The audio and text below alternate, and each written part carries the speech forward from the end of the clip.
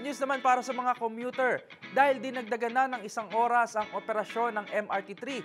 Ayon sa pamunuan ng Department of Transportation o DOTR, nagdagdag din sila ng tren na babiyahe lalo na tuwing peak hours para sa mas mabilis at mas komportable na biyahe para sa mga pasahero. Narito ang report ni Millie Borja.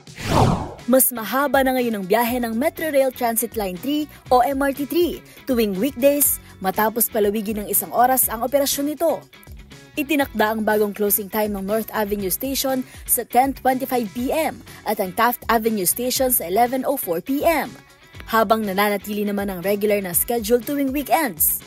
Maliban dito, ipinag-utos din ni Transportation Secretary Vince Dizon ang pagdadagdag ng mga tren tuwing rush hour. Kasunod ang diskusyon sa Japanese maintenance provider ng MRT3 na pagkasundoan na isasagawa ang maintenance ng mga tren tuwing weekends upang hindi maapektuhan ng weekday operations. Samantala, nagdagdag din ng 1 tren ng Light Rail Transit Line 1 o LRT1 para sa DZRH TV. Ito si Millie Borja, una sa Pilipinas, una sa Pilipino.